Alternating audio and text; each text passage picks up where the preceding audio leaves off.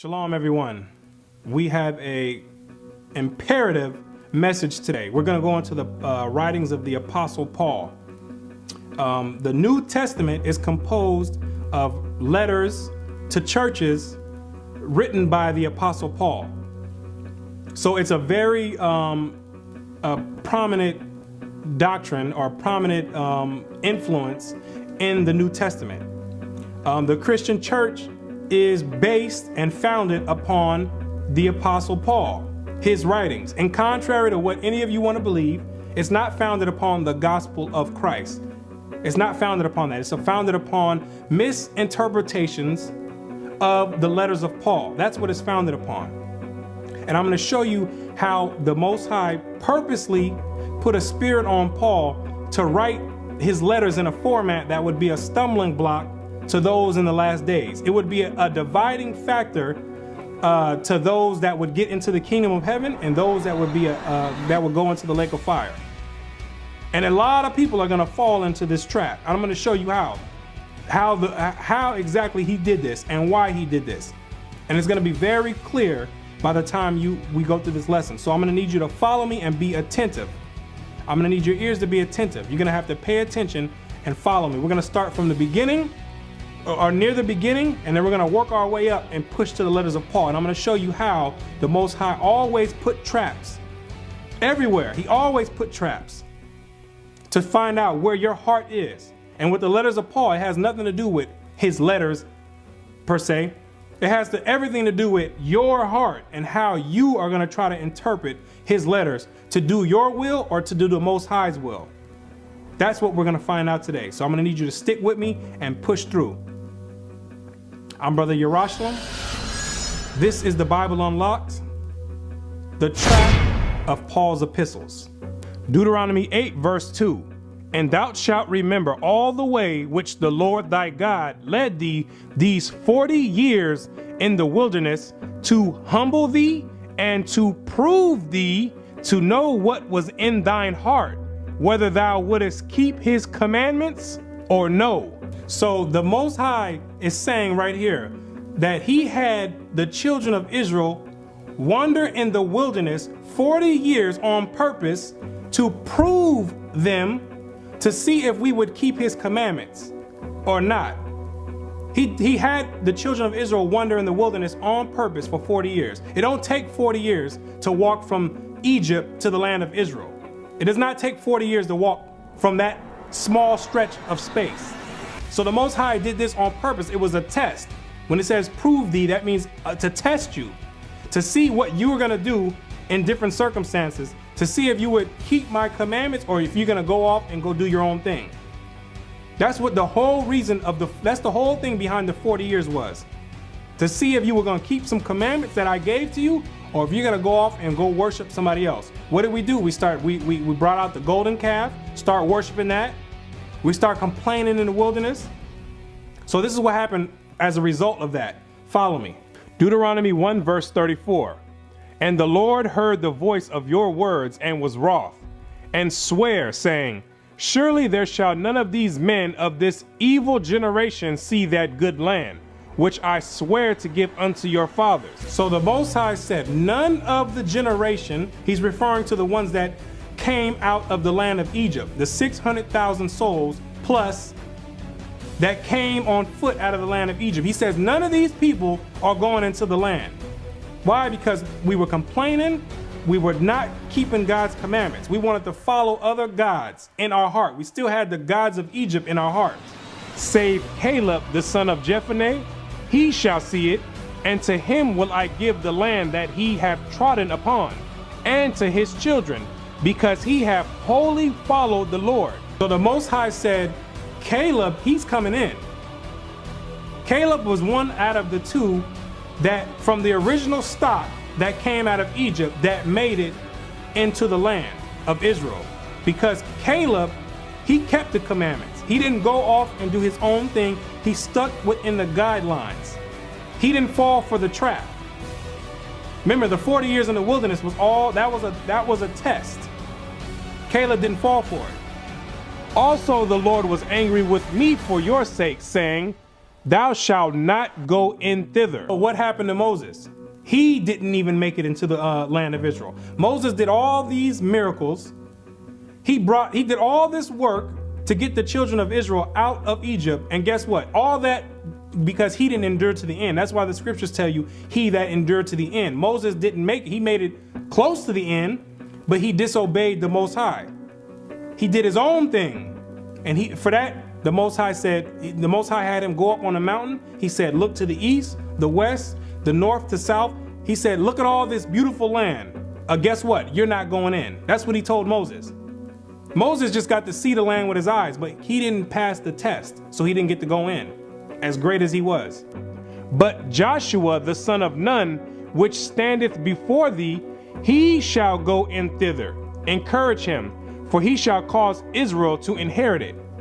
Moreover, your little ones, which ye said should be a prey, and your children, which in that day had no knowledge between good and evil, they shall go in thither, and unto them will I give it, and they shall possess it. So who got to go into the land? It was Joshua and Caleb from the original stock. They're the only ones that bridged the gap from Egypt to the land of Israel. Nobody else made it. Everybody else got the Most High killed. He killed everyone in the wilderness. That's the whole point of the 40 years. That many people did not pass the test when the Most High left us in the wilderness to prove us if we would keep his commandments. We didn't follow it.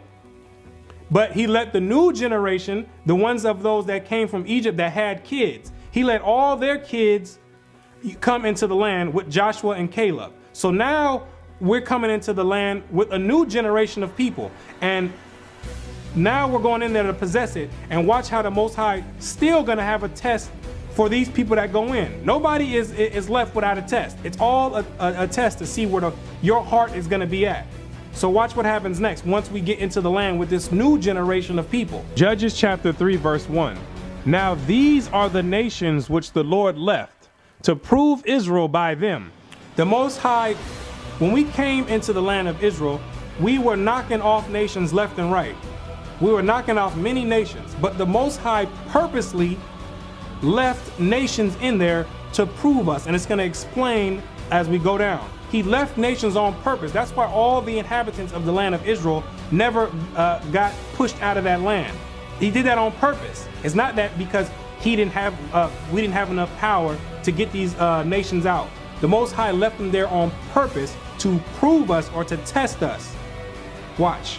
Namely, 5 lords of the Philistines, and all the Canaanites, and the Sidonians, and the Hivites that dwell in Mount Lebanon, from Mount Baal-Hermon unto the entering in of Hamath. And they were to prove Israel by them, to know whether they would hearken unto the commandments of the Lord, which he commanded their fathers by the hand of Moses. This is the reason why he left those nations, to see if we're going to listen to what he commanded us in the wilderness. He wants to see where your heart is really at. He's looking down. He's like, I'm going to leave these Canaanites and these other nations in the land because I want to see what these children of Israel are going to do. I want to know where their heart is genuinely at. If they're going to keep my commandments or if they're going to look at the Canaanites and these other people and how they worship their gods, and they're going to be curious and start dabbling into their the other nations' philosophies. I want to see what they're going to do. So the Most High is just sitting back and it's on his throne. He's like, let me see what's going to happen. And the children of Israel dwelt among the Canaanites, Hittites, and Amorites, and the Perizzites, and Hivites, and Jebusites. And they took their daughters to be their wives, and gave their daughters to their sons, and served their gods. And we started giving our sons and our daughters over to the Canaanites and the Hivites and these other these are authentic Africans. These are Africans that come from the seed of Ham. As soon as we came into the land, the first thing we start doing is mixing amongst the Africans. We started taking their daughters, we started giving them our daughters, they start taking our sons, and vice versa. The Most High told us in Deuteronomy 7, he told us not to give our daughters over to these nations because these nations were dabbling in other types of philosophies that were against what the Most High commanded us to do. They were dealing with homosexuality, witchcraft, Satan worship. They were dealing with all that, burning and sacrificing their kids in the fire. They were dealing with all these evils that the Most High said for us not to be doing. And we started serving their gods. We started getting curious. Well, let me see what these guys are doing over here, the Canaanites. Oh, that looks interesting right there. That the Canaanite God says that they don't have to keep any laws. That they can just go off and do whatever they want. That's what that God says. I like that God right there, so I'm gonna go do that.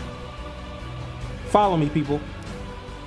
And the children of Israel did evil in the sight of the Lord, and forgat the Lord their God, and served Baalim and the groves. And we forgot the Most High, and we started serving everyone else's gods. That's what we did.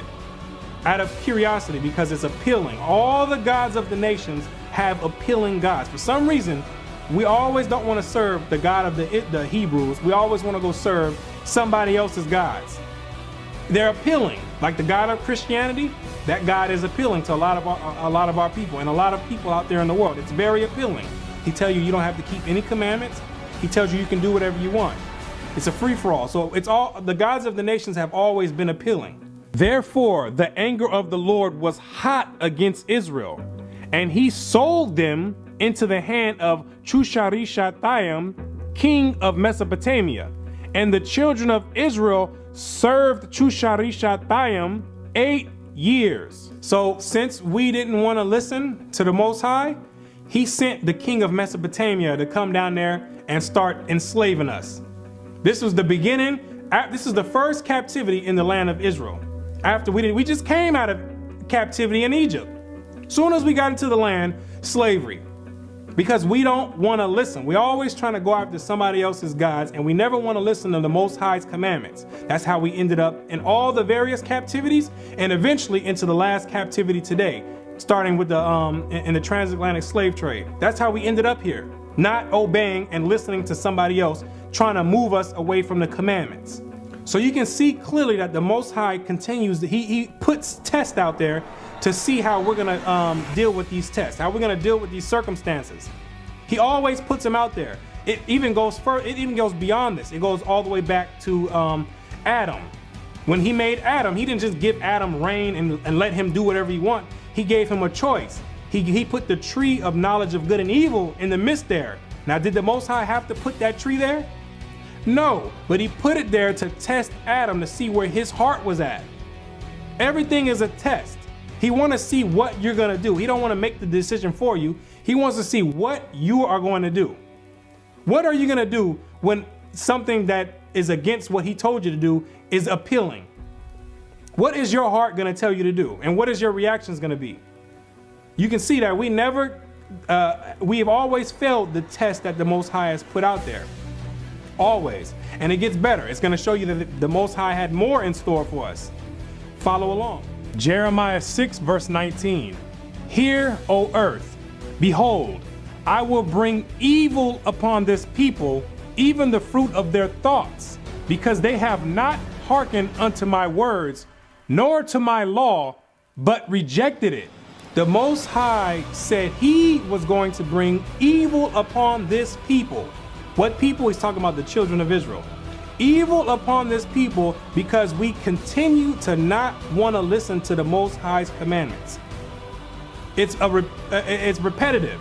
It's the same thing over and over. We keep finding new ways to get out of listening to the Most High's commandments. So he said he's going to bring evil. What was the evil that he ended up bringing? The many captivities and slavery. That's the evil that the Most High brings. Black on black crime and hatred amongst his own people. That's the evil that he brought. Ghettos, poverty, welfare. This is the evil that he brought because we didn't want to listen and we never passed his test.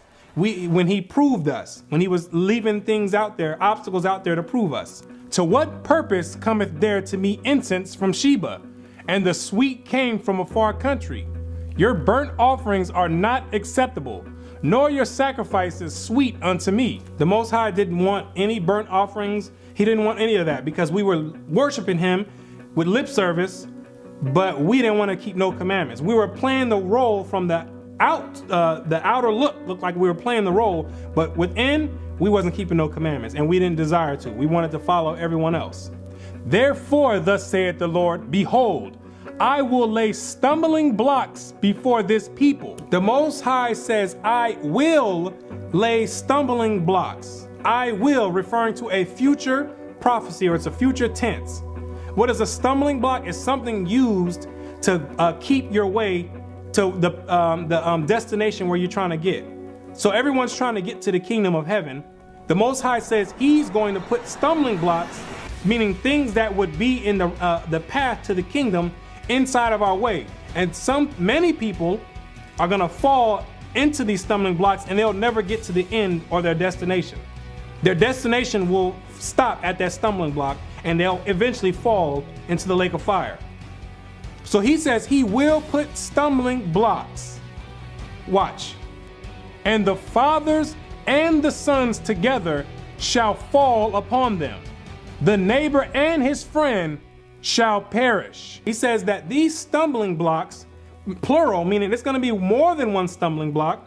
It's going to be many stumbling blocks. But the people that fall into these stumbling blocks, they're not going to be able to get out. They're going to perish. Why? Because remember, it's all because of the intentions of your heart. It's your own actions that's going to get you there. That's going to have you fall. It's your own actions. And I'm about to show you, we're going to push further into the New Testament, and I'm going to show you that Paul, his writing was one of those stumbling blocks. His writings were one of these stumbling blocks that the Most High purposely put there to prove you, to see if you would keep his commandments or no.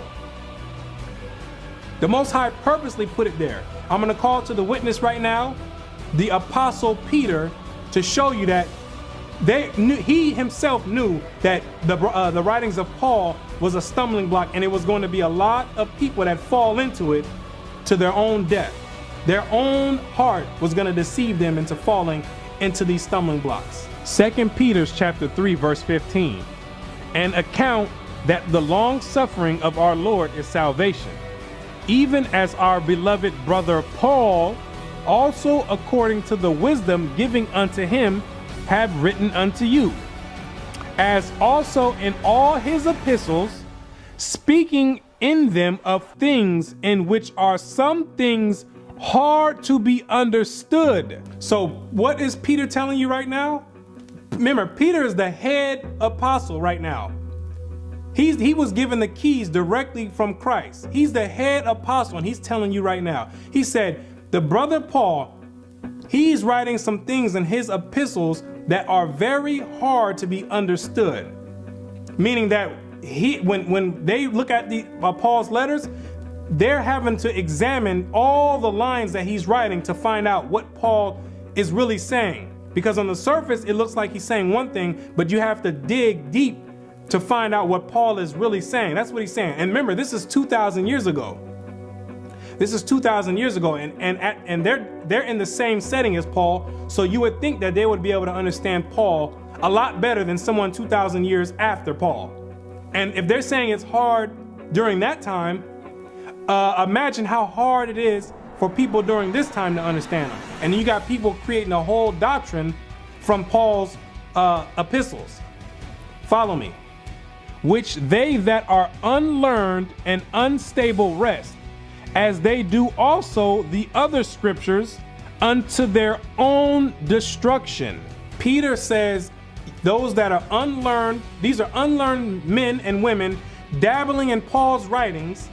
When he says unlearned, meaning you don't know none of the other scriptures, you don't know anything about the law, the prophets, you don't have any history to draw from, and you dabbling with Paul's writings. He said it's going to be to your own destruction. That's the stumbling block that the Most High said he was going to put out. And Peter's letting you know that it's going to be a lot of people that fall to their own destruction. Now, why is it your own destruction?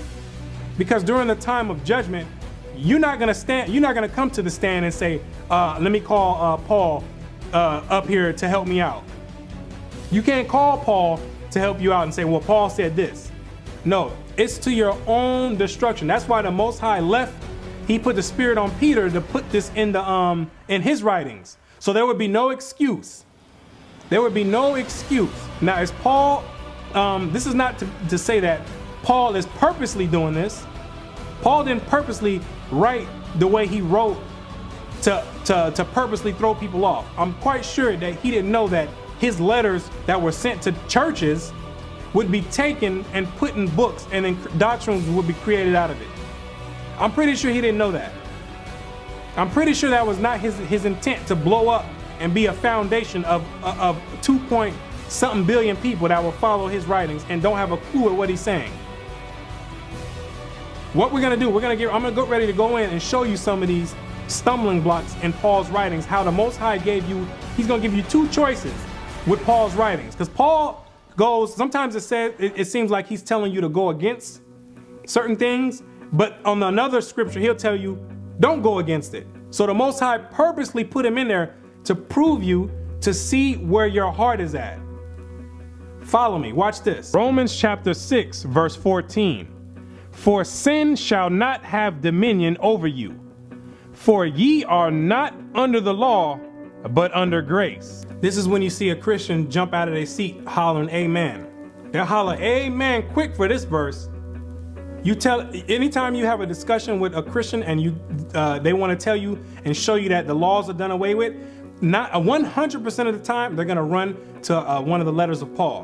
100, showing you that they don't have any understanding. They're always going to go to the letters of Paul and try to show and twist Paul's words and show you that we don't have to keep no laws, brother. We under grace. When this has nothing to do with that. But watch the next verse and we'll see if somebody jump up and say amen to this. Remember, the Most High always gives you two choices. He gives you two choices. So this one sounds like we don't have to keep no commandments at all. But watch what happens when you read the next verse. And this, remember, it's all to prove you, to see whether your heart is going to allow you to keep his commandments or no. He's sitting back looking at you like, let me see what this man is going to do. Watch what happens when we read the next verse, and we'll see where your heart is really at. What then? Shall we sin because we are not under the law, but under grace? God forbid. Paul says, shall we sin? Sin, according to 1 John 5, verse 3, means breaking God's laws. So every time you see the word sin, it means going against the commandments that the Most High laid out in the first 5 books of Moses. That's what sin is, according to the Bible. So Paul says, shall we just start breaking God's laws, getting up and breaking all his laws because we're not under the law, we're under grace? God forbid. That means no. He says, no, you're not supposed to be doing that. You're not supposed to be doing that. You don't use grace as an excuse to start breaking God's laws. So now you got to reevaluate the verse prior. You got to find out, okay, what does he mean by this? What is he saying? He's not telling you that you don't have to keep the law. I'm going to give you an example of what he means that you're not under the law, you're under grace. When Christ and the disciples came from preaching the gospel and it was the Sabbath day and they were hungry, they started picking the corn. It's unlawful to do any work. According to the law, it's unlawful to do any work on the Sabbath day. But since these brothers were hungry, they were exercising grace. The Most High is not some robot up in the sky and doesn't have any type of intellectual capacity. He understands if somebody's hungry, if it's the Sabbath day, brother, get some food. If you don't have no food, especially you've been preaching the gospel, you don't have any food. At the time you was preaching the word and you didn't get a chance to prepare any food, brother, get some food. That's what he means. You're not under the law. The law says you can't do nothing. So if you were under the law, that means you'd be sitting there looking like a fool on the Sabbath day with your stomach growling. You waiting for the sun to go down. You looking around waiting for the sun to go down. Grace. That's what he says. You're not under the law. You're under grace. That's what he means by that. But then when you read the next verse, shall we sin because we're not under the law? Christ and them wasn't grabbing corn and bundling it up to go sell it at the market next week. They wasn't just using grace as an excuse to start breaking God's laws for no reason. It was a reason why they had to extend the law of the Sabbath. They had to go outside of the boundaries on the Sabbath day because them brothers were hungry. You're not going to sit there on the Sabbath day and you see somebody dead or dying on the floor and you say, brother, it's the Sabbath day. I'm sorry, I can't do no work. You're a doctor. I can't do no work.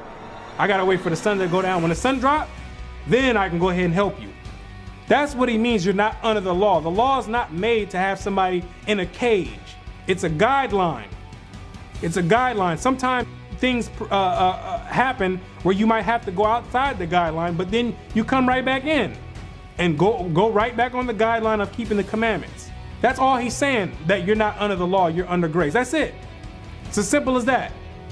And this concept of grace is not something new invented by Paul. It's not something that Paul just woke up one day and said, you know what, grace. You can read about grace all the way back in Genesis. All throughout the Bible, there's grace. All throughout the Bible. That's why you're not supposed to be dealing with Paul's letters until you have understood all the previous chapters in the Bible. This is the last section of the Bible you're supposed to be dealing with.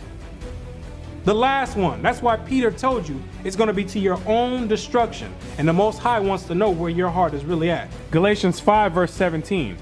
For the flesh lusteth against the spirit, and the spirit against the flesh. And these are contrary the one to the other, so that ye cannot do the things that ye would. So Paul is telling you that the flesh and the spirit, it's a war going on. They're contrary. The flesh, the outwardly man, this thing wants to do all the lust and despicable things, but the spirit inside wants to do something contrary. What he's referring to really is keeping God's commandments. The spirit wants to keep God's commandments, but the lust or the lust of the flesh is trying to tell you, go do something else. But if ye be led of the spirit, ye are not under the law. This, once again, is where you see the Christians fly up out of their seats with an amen. See, brother, I'm led of the spirit. I'm not under no law. I don't have to keep no law. I'm led of the spirit.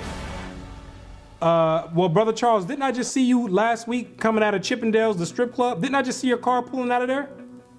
Did the spirit lead you there? Did the spirit lead you there? Now I got to ask you, well, what spirit are you led by? Because it just said this, if you're led by the spirit. Well, what spirit? There's many spirits. He's talking about the spirit of Christ. If you're led by the spirit of Christ, you're not under the law. The same example that we already gave, or that I already gave in the last verse.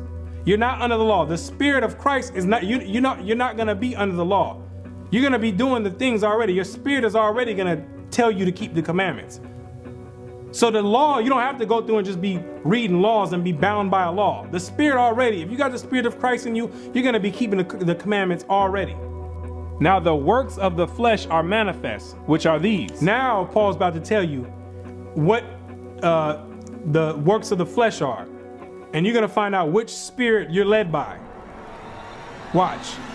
Adultery, fornication, uncleanness, lasciviousness, idolatry, witchcraft, hatred, variance, emulation, wrath, strife, sedition, heresies, envyings, murders, drunkenness, revelings, and such like.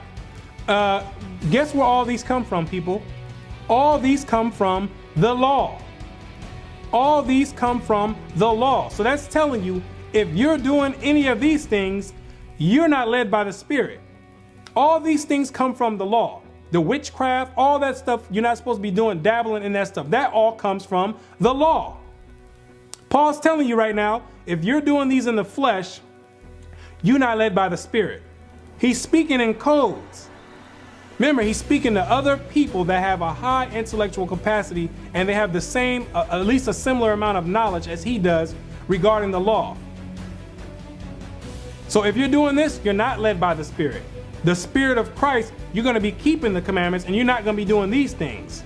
That's what he's saying. He's not saying you don't have to keep no commandments because you're led by the Spirit. Well, what Spirit?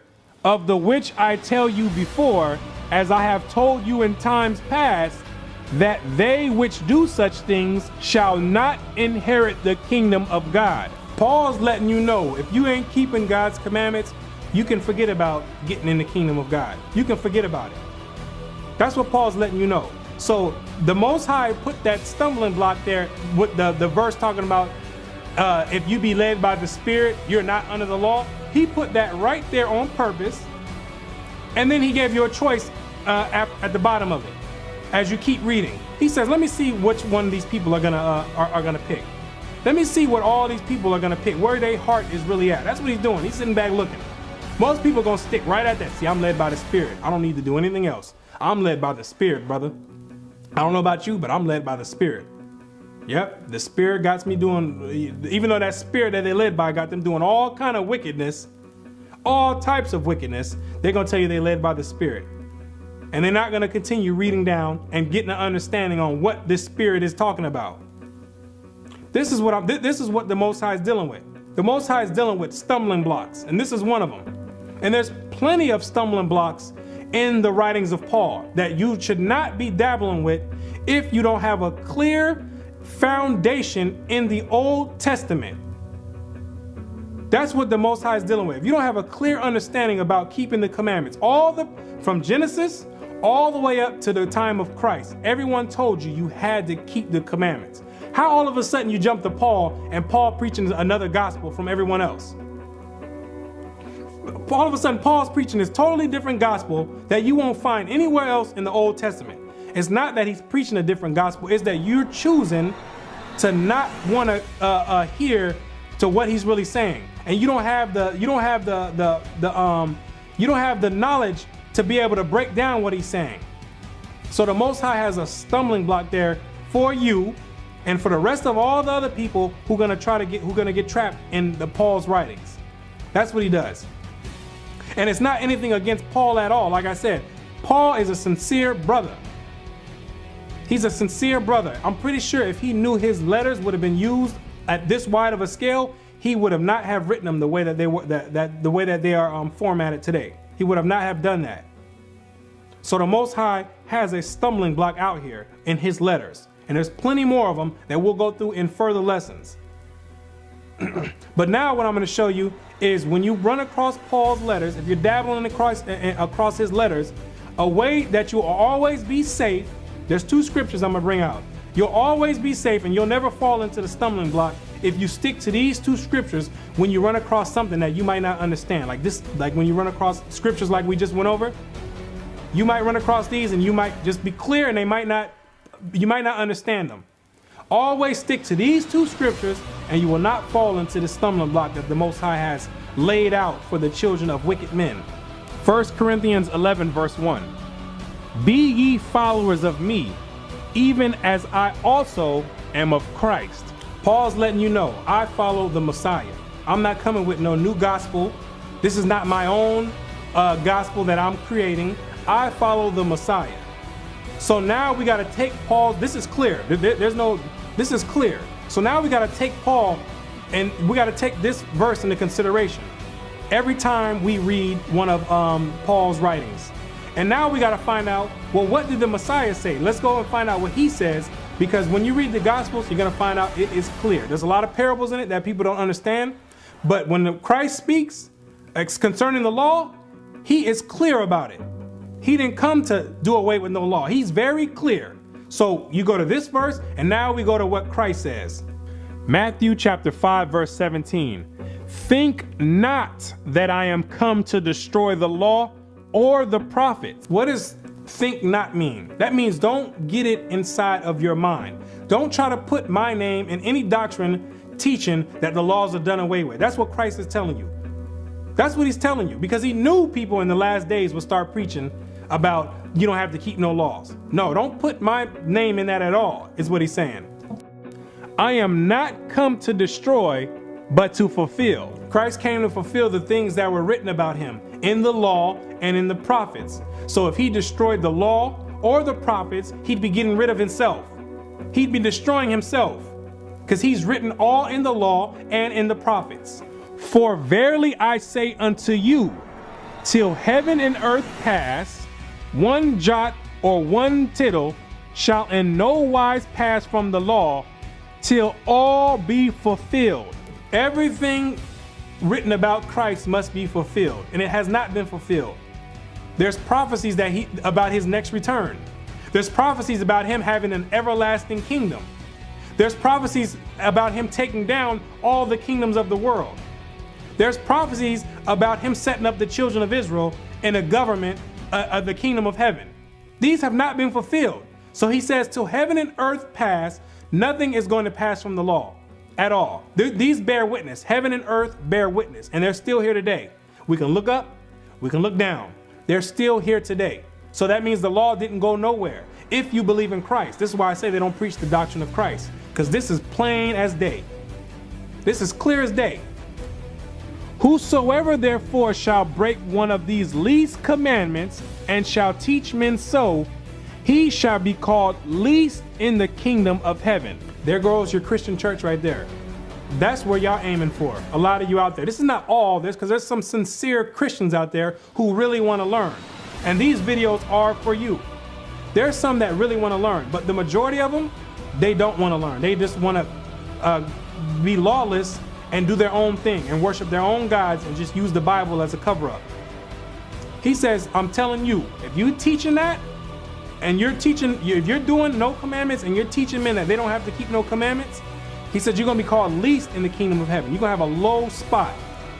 But whosoever shall do and teach them, the same shall be called great in the kingdom of heaven. If you're doing the commandments and keeping the commandments, and you're teaching people to keep the commandments, you are aiming for a great spot in the kingdom of heaven. Why they don't teach that in the Christian church? If we're supposed to be following Christ, why this verse don't come out in the Christian church? Because you're not following Christ. You're following misinterpretations of Paul's writings. 2-point-something billion people deceived because of misinterpretations of Paul's writings. And the Most High put that stumbling block there on purpose. Now let's find out one of these laws that you must keep and you're not twisting and to do your own will. Leviticus 19 verse 28. Ye shall not make any cuttings in your flesh for the dead, nor print any marks upon you. I am the Lord. No tattoos. You're not supposed to be doing that. You're not supposed to be carving in your skin, because the body is the temple. You're not supposed to be doing that. I'm gonna ask you, are we supposed to be doing that? Can we do, is that a law that's hard to keep? Or some of you just have to go get a tattoo? You see what I'm saying? The Most High want to see where your heart is at. That's what it all boils down to. He want to see where the children of men's heart is at. He wants to know the inner thoughts of each man. So he left these writings of Paul there purposely.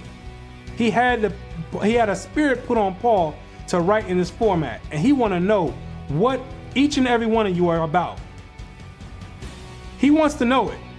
That's why it tells you that the gate, that broad is the way that leadeth to destruction, and many are going to go into that. But the gate that leads to the kingdom of heaven, he says, few are going to find it. Because the stumbling blocks that he put out, everyone's going to fall over that. Everyone's going to fall over that. So right now is your opportunity. If you got to take this lesson, listen to it, be attentive to it, and use these as tools to not fall into the stumbling blocks. I'm telling you right now, you got to keep the commandments and follow Christ. That's your ticket to the way to the kingdom of heaven. There's no other way. There's no other way. Anything that's going to get you against that or as contrary to that, that you might perceive that way, leave it alone. You might not have a full understanding on it, and it's taking you into a different path. So with that, I'm going to say shalom. With the next videos that I'm going to bring out, we're going to go into a few of the topics that are major stumbling blocks with the Christian church. And we're going to give you some of these tools through the Spirit of the Most High for you to be able to jump out of that, if your heart is pure. With that, I say shalom until next time, and peace.